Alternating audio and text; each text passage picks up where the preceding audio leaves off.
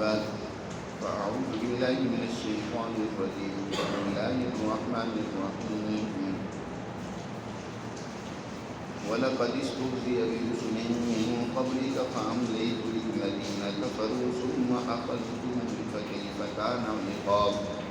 أفمن هو قادر على كل نفس بما كسبت وجعلوا لله شركاء قل سموهم أم تنبئونه بما لا يعلم في الأرض أو بظاهر من القول بل زين للذين كفروا مكرهم وصدوا عن السبيل ومن يضلل الله فما له من هاد لهم عذاب في الحياة الدنيا ولعذاب الآخرة أشق وما لهم من الله من واق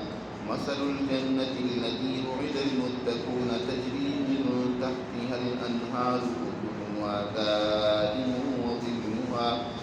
تلك عقبى الذين اتقوا وعقبى الكافرين النار والذين آتيناهم الكتاب يفرحون بما أنزل إليك ومن الأحزاب من ينكر بعضا قل إنما أمرت أن أعبد الله ولا أشرك به إليه أدعو وإليه مآب وكذلك أنزلناه حكما عربيا ولئن اتبعت أهواءهم بعدما جاءك من العلم ما لك من الله من ولي ولا واق ولقد أرسلنا رسلا من قبلك وجعلنا لهم أزواجا وذريا وما كان لرسول أن يأتي بآية إلا بإذن الله لكل أجل كتاب يمحو الله ما يشاء ويثبت وعنده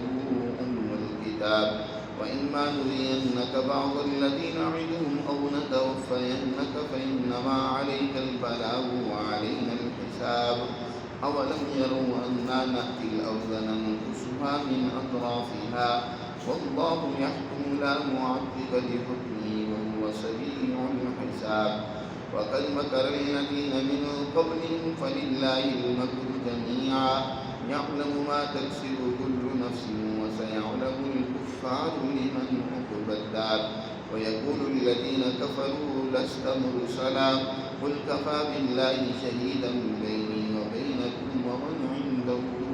علم الكتاب صدق الله العظيم. سورہ رعد کی آخری دو رکوع ہیں. اللہ سبحانہ وتعالی نے اس سورہ مبارکہ میں اپنی کلام مقدس کی اہمیت، اس کی حقانیت کو واضح کی ہے اور یہ بات بھی گزشتہ رکوع میں واضح کی ہے کہ جو اس جماعت اس حق کو قبول کرنے والی جماعت اس کے اندر کون سی صفات پیدا ہو جاتی ہے، یعنی وہ کون سی صفات اور اعمال کے حامل ہوتے ہیں. ایک تو یہ کہ اللہ کے ساتھ کیے ہوئے معاہدات کی پاسداری کرتے ہیں اور کسی قسم کے معاہدے کی خلاف ورزی نہیں کرتے، چاہے وہ اللہ سے کیا ہوا معاہدہ ہو یا انسانوں کے آپس میں کیے جانے والے معاہدات ہیں، ان کو توڑتے نہیں. ولا ينقضون الميثاق، صلہ رحمی کرتے ہیں اور اپنے رب سے ڈرتے رہتے ہیں. وَيَخْشَوْنَ رَبَّهُمْ وَيَخَافُونَ سُوءَ الْحِسَابِ، اور انہیں اپنی اس زندگی کے کیے جانے والے اعمال کے محاسبے کا بھی فکر اور ڈر لاحق رہتا ہے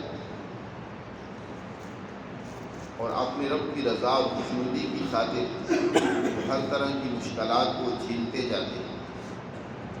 نماز کو قائم کرتے ہیں، اللہ کے دیے ہوئے رزق اور مال میں سے ضرورت مندوں پر اعلانیہ یا خفیہ طریقے سے وہ خرچ کرتے ہیں اور اگر ان کے ساتھ کوئی برائی کرے تو اس کا بدلہ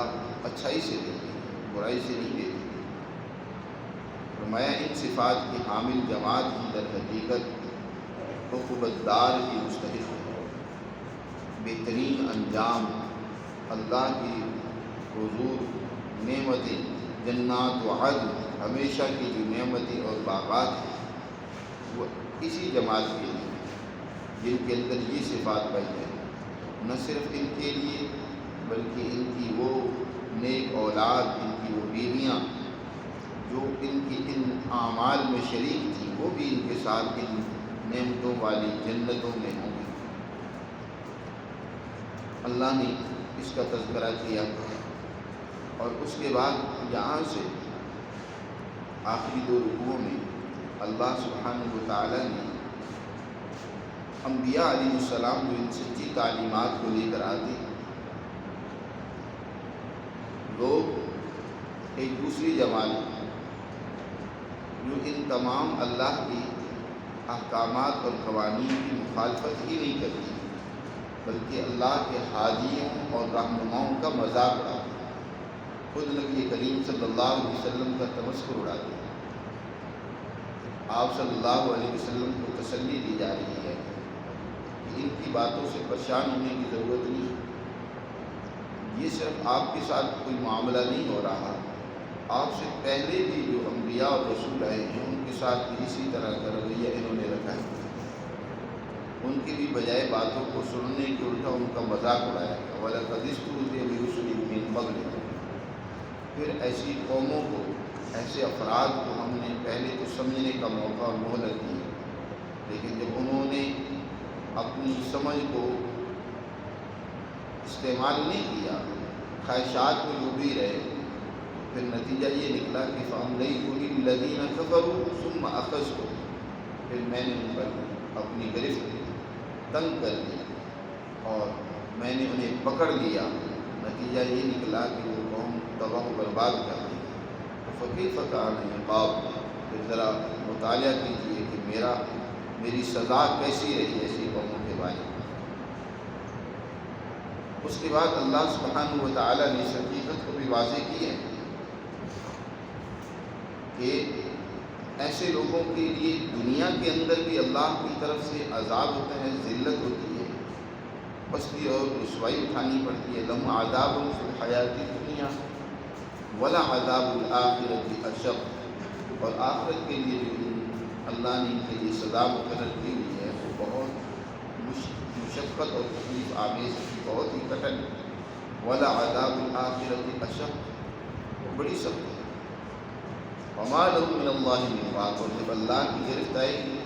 تو اس کی گرفت سے کوئی انہیں بچا نہیں سکے گا۔ جو تو اللہ سے ڈرنے والے ہیں، متقین، جن کی صفات پیچھے گزری ہیں، ان کے لیے اللہ نے آخرت میں بڑی نعمتیں تیار کر رکھی ہیں۔ دوسری جگہ پر اللہ نے ارشاد فرمایا کہ ایسی ایسی نعمتیں ہیں کہ جن کا انسان اندازہ نہیں کر سکتا، تصور نہیں کر سکتا۔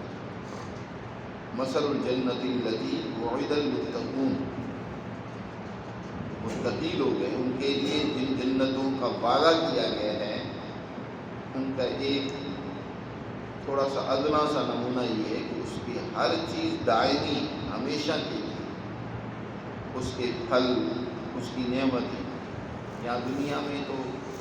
موسمی طور پر ایک چیز ملتی ہے، دوسرے موسم میں نہیں ملتی، یا ختم ہو جاتی ہے، استعمال کرنے والے زیادہ ہوں تو ختم ہو جاتی ہے، لیکن وہاں ایسا نہیں ہوگا۔ وَكُلُّهَا دَائِمٌ وَظِلُّهَا، وہ کھانے والی نعمتیں ہمیشہ کے لیے ہوگی، اور اسی طرح وہاں نہ تو گرمی ہوگی نہ ہی زیادہ سردی ہوگی، دونوں ہی موسموں میں انسان کو تکلیف اٹھانا پڑتی ہے، سخت گرمی بھی، سخت ٹھنڈک بھی۔ اللہ تعالیٰ نے ارشاد فرمایا وہاں نہ تو زمہریر سخت سردی ہوگی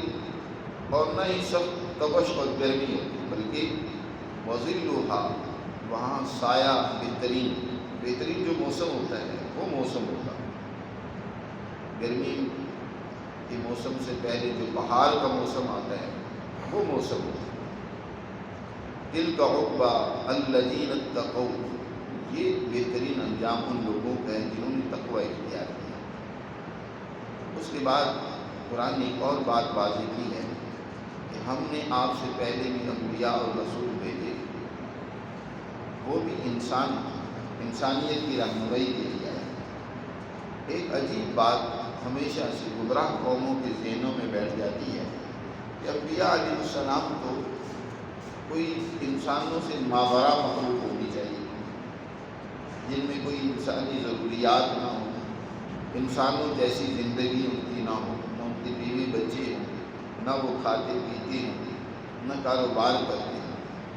قرآن نے فرمایا وَلَقَدْ أَرْسَلْنَا رُسُلًا مِّن قَبْلِكَ، آپ سے پہلے جو ہم نے انبیاء اور رسول بھیجے ہیں ان کی بیویاں بھی تھیں، ان کی اولادیں بھی تھیں۔ وَجَعَلْنَا لَهُمْ أَزْوَاجًا وَذُرِّيَّةً، اولادیں بھی تھیں، بیویاں بھی تھیں۔ موسیٰ علیہ السلام کی اولاد تھی، یعقوب علیہ السلام جن کی اولاد یہ آج بھی یہودی کہتے ہیں اپنے آپ کو کہ ہم یعقوب علیہ السلام کی اولاد ہیں، ان کی اولادیں بھی تھیں۔ اسی طرح حضرت ہر پیغمبر کی، ابراہیم علیہ السلام جو اولوالعزم پیغمبر گزری، حضرت اسماعیل، حضرت اسحاق ان کی اولادیں، تمام انبیاء علیہ السلام وہ خود بھی کسی کی اولاد تھے اور ان کی بھی آگے اولادیں تھیں، سوائے آدم علیہ السلام کی ان کے کوئی والد نہیں، وگرنہ حضرت عیسیٰ علیہ السلام کی بھی ماں ہیں، وہ بھی کسی کے بیٹے ہیں۔ دنیا میں اللہ نے تمام انبیاء علیہ السلام بھیجے ہیں تو وَجَعَلْنَا لَهُمْ أَزْوَاجًا وَذُرِّيَّةً، اور وَمَا كَانَ لِرَسُولٍ أَن يَأْتِيَ بِآيَةٍ إِلَّا بِإِذْنِ اللَّهِ، دنیا میں جو بھی پیغمبر آتا ہے وہ اللہ سے سند اجازت لے کر آتا ہے، جو بات وہ کہتا ہے وہ اللہ کی طرف سے اس کو سند اجازت ملی ہوتی ہے۔ وہ اگر اپنی پیغمبری کا، نبوت کا، رسالت کا اعلان اور دعویٰ کرتا ہے تو اپنی طرف سے نہیں کرتا، وہ آ کر کہے کہ میں اللہ کا رسول ہوں، میری بات مانو اور سنو، بلکہ اللہ کی طرف سے اس کو اجازت دی جاتی ہے، حکم دیا جاتا ہے کہ جاؤ اور جا کر میرے احکامات انسانیت تک پہنچاؤ، تم میرے سفیر ہو، میرے رسول ہو، میری طرف سے سند اجازت تمہیں ملی ہوئی ہے، الا باذن اللہ، اللہ کی اجازت سے وہ اللہ کی طرف سے احکامات لے کر آتے ہیں، اپنی مرضی سے وہ آ کر نہیں یہ کام شروع کر دیتے کہ لو بھائی، دنیا میں جس قدر میں ممالک میں سفراء جاتے ہیں تو وہ سفیر در حقیقت اس مملکت کا نمائندہ ہوتا ہے، اس کے پاس اس سفارت کا اجازت نامہ ہوتا ہے۔ دنیا میں شہنشاہ مطلق اللہ سبحانہ و تعالی جس کو اپنا نمائندہ بناتے ہیں، اپنا رسول بناتے ہیں، تو باقاعدہ اس کے لیے اجازت نامہ ہوتا ہے، اس کی رسالت کا اللہ کی طرف سے اعلان کیا جاتا ہے کہ یہ میرے رسول ہے۔ قرآن مقدس یہ اللہ کی کتاب ہے، اس میں رسول اللہ صلی اللہ علیہ وسلم کی رسالت کا جگہ جگہ اعلان موجود ہے، اور اللہ تعالیٰ اپنے انبیاء علیہ السلام کی رسالت کے مزید معجزات بھی ظاہر کرتا ہے، دکھلاتا ہے۔ باقی ایک سوال پیدا ہوتا ہے جو مشرکین کی طرف سے سوال آیا بھی کہ اچھا یہ اگر اللہ کے رسول ہیں اور یہ کتاب اللہ کی کتاب اور تعلیم ہے تو ہر دور میں اللہ کی تعلیمات تو آتی ہیں، حضرت موسیٰ علیہ السلام پر اللہ کی تعلیمات آئی، تو یہ کیسے ہے کہ ان تعلیمات میں اور آج کی تعلیمات میں فرق کیوں ہے؟ اللہ کا حکم ہے تو اللہ کا حکم تو ہمیشہ ہونا چاہیے، ان احکامات میں تبدیلی کیا ہوتی ہے؟ تورات کے کچھ احکامات وہ قرآن کے احکامات سے مختلف ہیں، اسی طرح انجیل ہے، زبور ہے، احکامات میں کچھ تبدیلی ہے، تو ایسا کیسے ہو سکتا ہے کہ ایک بات اللہ نے ایک وقت کہی ہے دوسرے وقت میں اس کے خلاف بات کرنا شروع کر دی؟ اللہ تعالیٰ ارشاد فرماتے ہیں، پہلے تو جواب دیا فرمایا یمحو اللہ ما یشاء ویثبت وعنده ام الکتاب، یہ اللہ کی مرضی ہے، جسے چاہے وہ محو کر دے اور جسے چاہے باقی رکھے، یہ اللہ سبحانہ و تعالیٰ کی مرضی ہے کہ جو احکامات اسے منسوخ کرنے ہیں وہ منسوخ کر دیتا ہے، اور جنہیں منسوخ نہیں کرنا وہ قائم اور باقی رکھتا ہے، وہ برقرار رکھتا ہے۔ جو بنیادی اصول ہوتے ہیں اللہ اس کو ہر دور میں باقی رکھتا ہے، توحید، رسالت، قیامت، اس طرح کے جو بنیادی اصول ہیں اللہ کی عبادت اور بندگی کرنا، یہ تو ہمیشہ سے ایک جیسے نہیں، ان میں تبدیلی نہیں ہوتی۔ ہاں فروری احکامات میں اللہ نے تبدیلیاں کی ہیں، اور یہ تبدیلی بھی در حقیقت اس حکیم اور معالج، اس ڈاکٹر کی طرح سمجھنی چاہیے جو کسی مریض کا علاج کرتا ہے۔ تو جب مریض کی حالت ایک درجے میں بہتر ہو جاتی ہے تو پھر اس کے نسخے میں وہ تبدیلی کر دیتا ہے۔ ہمیشہ ایک ہی نسخہ، ایک ہی دوا نہیں چلتی رہتی، چاہے حالت کتنی تبدیل ہوتی رہے۔ انسانیت کے لیے ایک دور میں ابتدائی درجہ تھا زندگی کا، کوئی زیادہ انسانیت پھیلی پوری نہیں تھی، یا زیادہ ان کے لیے کوئی تقاضے نہیں تھے، کوئی ضروریات نہیں تھی۔ اس وقت ان کی ضرورت کے مطابق اللہ نے نئے احکامات دیے۔ جب انسانیت آگے بڑھتی ہے، ترقی کرتی ہے، پھیل جاتی ہے دنیا میں، نئے سے نئے تقاضے پیدا ہو جاتے ہیں، تو اس وقت اللہ سبحانہ و تعالیٰ جو ہے نئے احکامات دے دیتا ہے۔ آدم علیہ السلام کا دور اور حضرت ابراہیم علیہ السلام کے دور میں بڑا فرق ہے۔ ابراہیم علیہ السلام کے دور میں اور خود نبی کریم صلی اللہ علیہ وسلم کے دور میں بڑا فرق آ گیا۔ اب اس دور میں صورتحال کچھ اور تھی، اب تو حضور صلی اللہ علیہ وسلم کے دور میں صورتحال کچھ اور ہے۔ اس پر سوال ہوگا کہ پھر تو حضور کے بعد بھی تو حالات بدلتے رہے ہیں، تو پھر تو نبوت کا سلسلہ پھر بھی جاری رہنا چاہیے تھا۔ تو اللہ سبحانہ و تعالیٰ نے نبوت کا سلسلہ تو بند کر دیا، ختم کر دیا، بس کیونکہ اس دنیا کو اب ختم بھی تو کرنا ہے۔ اس لیے حضور صلی اللہ علیہ وسلم فرماتے ہیں میں اور قیامت یہ دونوں ایسے ملی ہوئے، میرے بعد قیامت بالکل قریب ہے۔ لیکن انسانی تقاضے، ضروریات پیدا ہوتے رہیں گے، تو اس کے لیے حضور نے فرمایا کہ میرے ورثاء، میرے جانشین علماء در حقیقت آنے والے تقاضوں کے مطابق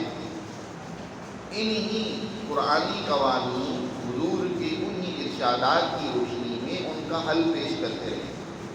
چنانچہ ائمہ مجددین، اسی طرح ائمہ مجددین کے بعد ائمہ منتصبین، اور آج تک محققین آنے والے مسائل کے حالات قرآن و حدیث کی روشنی میں پیش کرتے رہتے ہیں جی، اور ان کا حل موجود ہے۔ فرمایا یمحو اللہ ما یشاء و یثبت، جن احکامات کو وہ ختم کرنا، مٹانا چاہتا ہے ان کو مٹا دیتا ہے، اور جنہیں قائم اور باقی رکھنا چاہتا ہے انہیں باقی رکھتا ہے،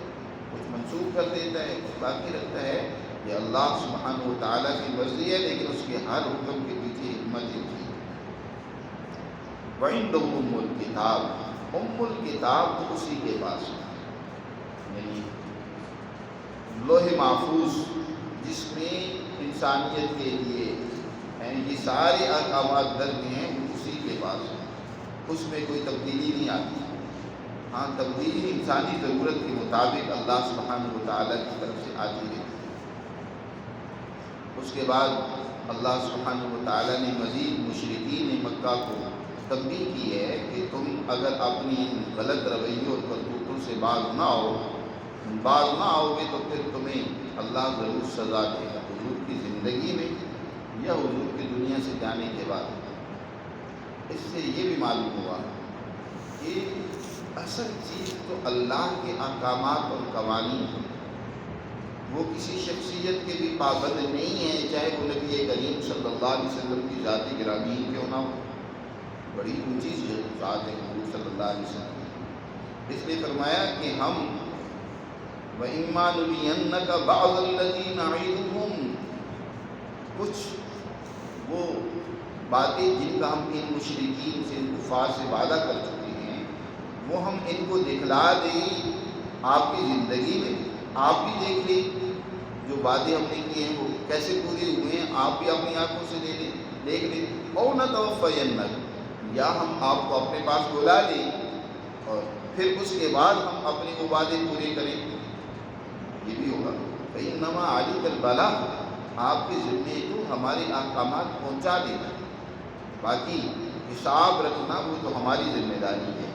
کب ان کو سزا دینی ہے، کب ہم نے اس حق کو غالب کرنا ہے، یہ ہمارا حساب کتاب، عالم الحساب، حساب ہماری ذمہ ہے۔ چنانچہ ایسے ہی ہوا، نبی کریم صلی اللہ علیہ وسلم کی زندگی میں حجاز کے اندر تو اللہ کا دین غالب آ گیا، عرب کے اندر دین پھیل گیا، لیکن دنیا میں ابھی نہیں پھیلا، غلبہ دین کا ابھی حضور کی زندگی میں نہیں ہوا، اور کہ یہ حق پھیل کر رہے گا، غالب آ کر رہے گا جو اللہ کا وعدہ تھا، اس کی تکمیل بعد میں خلفائے راشدین کے دور میں حضرت ابوبکر، عمر، حضرت عثمان، حضرت علی، حضرت معاویہ، اور پھر اسی طرح بعد کے خلفاء جو بنو امیہ کے ہیں، بنو عباس کے ہیں، بنو عثمان کے ہیں، ان کے ادوار میں اللہ کا دین دنیا پر غالب آ کر رہا، انصاف قائم کر رہا۔ یہ بعد میں ہوا، اللہ نے جو ایک وعدہ فرمایا تھا وہ پورا ہوا، لیکن اس وعدے کی تکمیل بعد میں ہوئی۔ آپ کی زندگی میں اس کا ایک حصہ یعنی قومی درجے کا انقلاب برپا ہوا، بین الاقوامی انقلاب وہ بعد میں آیا۔ حضرت عمر فاروق رضی اللہ تعالیٰ عنہ کے دور میں کیسر و کسریٰ کی طاقتیں ٹوٹی ہیں اور دین اسلام کا نظام پورے عدل و انصاف کے ساتھ قائم ہوا۔ تو اللہ کسی شخصیت کا پابند نہیں ہے کہ کوئی ایک ہی شخص جو ہے اس کے ساتھ وہ حق کا غلبہ جو ہے وہ بندھا ہوا ہے۔ ہاں، اس شخصیت کے ذمے جو اپنا کام ہے وہ اپنا پورا کر کے چلا جائے گا، اگلا کام اللہ کسی اور شخصیت سے، اس کے ماننے والے سے لے لے گا، اس کی تربیت یافتہ کسی شاگرد اور صحابی سے اللہ وہ کام لے لے گا۔ شاگرد سے اللہ کام لے رہا ہے، وہی کام جو حضور صلی اللہ علیہ وسلم کا تھا، اللہ وہ کام حضور کے صحابہ سے لے رہا ہے، تربیت یافتہ حضور کی جو جماعت ہے اس سے لے رہا ہے۔ اس لیے اصل چیز کیا ہے؟ حق ہے، اصل چیز اللہ کے احکامات اور قوانین ہیں۔ یہ مسلمان بھی نہ سمجھیں کہ بس ہم تو مسلمان ہیں، اللہ بھی اب کوئی ہمارا پابند ہو گیا۔ اگر مسلمان نہیں کام کریں گے تو اللہ کسی اور قوم کو ہدایت دے کر ان سے اللہ دین کے غلبے کا کام لے لے گا۔ قرآن نے واضح کی ہے، دوسری جگہوں پر بتایا ہے، فرمایا ہے کہ اگر تم نہیں اس ہدایت کو قبول کرو گے تو کوئی اور آ جائے گا، کیونکہ حق سبحانہ و تعالیٰ کسی کا محتاج نہیں ہے۔ یہاں تک کہ حضور صلی اللہ علیہ وسلم کی ذات گرامی کے بارے میں بھی یہ جو بات فرمائی ہے کہ اگر ہم آپ کو دکھلا دیں بعض الذی نعدہم، بعض وہ باتیں جن کا ہم ان کافروں سے وعدہ کر رہی ہیں کہ تم مغلوب ہو گے، شکست کھاؤ گے، ناکام ہو گے، یا او نتوفینک، یا ہم آپ کو اپنے پاس بلا دیں اور آپ ہمارے وہ وعدے نہ دیکھیں، تو وہ بھی ہوگا، آپ کے بعد بھی ہوگا۔ فإنما علیک البلاغ، آپ کے ذمے تو ہمارے احکامات پہنچا دینا ہے۔ وعلینا الحساب، حساب ہم رکھے ہوئے ہیں کہ کب کس قوم کو سزا دینی ہے اور کتنی سزا دینی ہے۔ تو اس طریقے سے اللہ سبحانہ و تعالیٰ نے اس حقیقت کو بھی یہاں واضح کی ہے۔ اللہ ہمیں سمجھ نصیب فرمائے اور دین عام اسلام کے احکامات کو سمجھ کر اس پر عمل کی توفیق۔